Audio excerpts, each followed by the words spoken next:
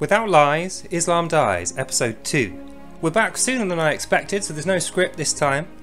Principally because some people were leaving some trolling comments, some Islamists were leaving some horrible comments, some silly comments trying to motivate fights and arguments, pointless ones, inside my comments. So I thought to myself, let's be smart about this. I find when dealing with narcissistic psychos like that, the last thing you want to do is get involved in their little game. Because no matter what you say, they're not listening, they're not there to have an open, fair discussion with you. What they're there to do is trip you over with lies and manipulate you so that you have like a self-doubt, so that you doubt what your position is, and then you are effectively scared and you stop talking. That's what their goal is. And even if you look like you're going to win in a discussion on the comments, what they tend to do is use lots of fake accounts to report your comments, so even though they don't do anything wrong, those comments will disappear for 24 hours or sometimes 48 hours. So obviously it's a little bit pointless trying to have an open, fair discussion with someone who uses that strategy, and I find that's what they tend to do. So instead of having the pointless discussions with them, which are just going to end in fights and defeat, I'm going to make these videos. But please go back and watch episode 1 if you want to know the reasons why I made this series a thing. You'll see as well I use a real Quran. The things that I read out of the Quran are completely true. Every word I said in that video is 100% accurate and true. Principally why they feel the need to attack me for saying it by calling me a hater, suggesting that my hate is blind and that I don't have any logic behind what I'm saying, that I'm just hating for no reason. It's complete propaganda. The first thing I want to say about that is this: I don't hate anyone. I don't hate Muslims. I don't even hate Islam. I treat people as individuals as they come. But also I am allowed, because I'm in a democratic free country and being a Christian I am compelled, to speak against evil, deceit, manipulation and lies and trickery where I see them. And when I read the Quran, that's where I see them. Which is why I made episode 1, and I even read out bits, I put the bits in the comments as well, straight out the Quran, to say why I was criticising them. But I think the difference between Islam and Christianity when it comes to analysing our religions, respective religions, is Christ and Christians, we're not analysing our religion in competition with anybody else. As far as we're concerned, there is no competition. Islam has a different role in the world than Christianity. Allah and Muhammad have a different role than God and Christ. And that's reflected in the scriptures and the way that people behave. For instance, I didn't return fire with the nasty, horrible comments. I wasn't going to get dragged into some hateful argument and start using dirty tricks so that everybody gets dragged down to a caveman level of behaviour. I'm not interested. Christ is the way and the truth, and that means I have to reflect that by being honest and not being dragged down to the floor like that. So that's why I'm making this video. The second reason is how they seem to view any criticism of their position, of their religion, Islam, calling me a hater. For Islamists, hate is blind. What I mean by that is there's no logic behind it. They don't hate because XYZ reason. They don't hate because XYZ previous experience in their life. No. They hate because Muhammad told them to. A guy that's been dead 1600 years. Might not even have been alive, we don't know. He wrote a speech.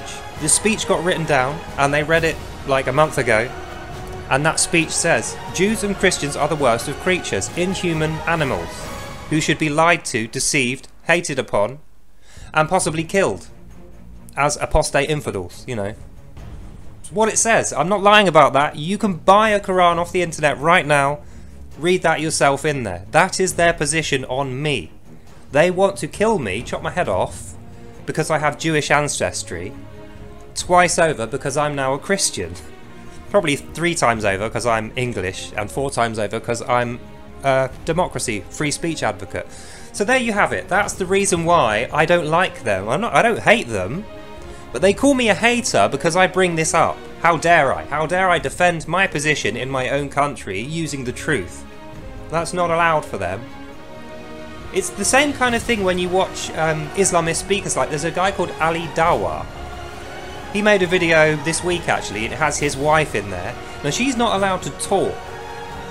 Neither is she allowed to be seen on video. In fact, all you see is like a black bin bag with its back facing the camera, and she's using a whiteboard, or I'm presuming it's a woman, not a man.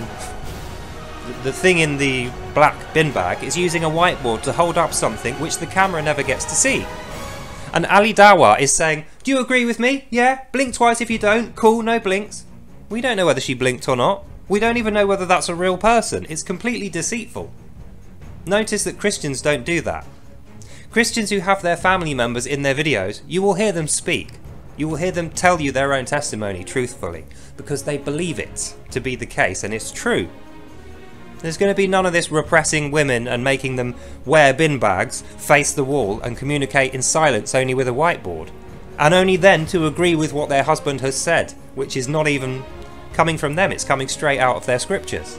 They don't have free will. So in conclusion, am I a hater? No. But do I have a problem with Islam? Yes. My problem with Islam is logical, it's not emotional. I don't dislike Islam because of hate, you know, someone told me to. I actually used to quite warm to Islam, and I tried to learn as much about it as I can and meet as many Muslims as I can. Back in the mid-2000s, when this kind of thing was not trendy, nobody was doing it. Guess what? I got treated like absolute garbage by every single Islamic person I met. They all lied to me. They all slagged me off, in person and behind my back. And what I found is, there is no common ground between Islam and Christianity. There just isn't. So we made a mistake by allowing Islam preachers and Islam faith in this country openly. As far as I'm concerned, it was a big mistake. And you can see that every day when you see, you know, racism on the streets, and you see religious intolerance, teachers going into hiding for giving a religious education lesson. And this goes right back to the beginning of my life. Even when I was tiny, I was like 6, 7 years old and I went to school. My school thought, oh, here's a Jewish kid. Even though I wasn't, I was atheist, but they could see I looked like a Jewish kid and my parents had a Jewish name. So they sat me next to a Shiite Muslim kid who was dressed in the whole black thing, you know, with the letterbox. Now, I had no idea why he hated me so badly and why he was constantly lying about me and to me and trying to get me in trouble, saying he wanted to cut my head off. It was purely and simply based on my name. And that was in like early 90s. So from the early 90s until now, things have only worsened since then. All our efforts to integrate this community into British culture and live peacefully alongside them have absolutely failed. There's no doubt in my mind that that has failed. And the reason that it's failed is this. They don't want to live alongside us. They want to separate us from our heads, wipe out our culture and our faith, and move in and replace it with their own. It's an invasion. It's not diversity. It's an attack. The problem is, though, our government's too weak and spineless to say this. And I suppose our celebrities and our media are too cowardly to even have the discussions on air. You can kind of understand it when there's people around the world being stabbed or, you know, having attempted murder committed on them, like Bishop Mori last week in Australia. A guy tried to stab him in the eye and stab him to death with a flick knife, purely because he said something true about Islam weeks previous, the same as I said on here really. Nothing too inflammatory, just true stuff out of the Quran. Fortunately for Bishop Mori, the flick knife failed to operate, and it was just a few punches for him. In fact, I think as the guy was trying to get his flick knife to open, he managed to cut 2 of his own fingers off. So you could say it was a holy miracle of God that this guy tried to kill Mori and ended up cutting his own fingers off and then scampering away and being arrested. But anyway, I've spoken too long, and you know exactly what my position on this subject is and why, going forward, I'm going to continue to make these videos and criticise Islam as I see fit, in keeping with the truthful nature of my faith, Christianity, and this culture, a democratic, open, free culture, where you should be free to do what you like as long as you don't harm anyone and you're peaceful and you follow British law, which these guys are not doing. So, in conclusion, am I an Islam hater? No. Do I have a problem with Islam? Yes.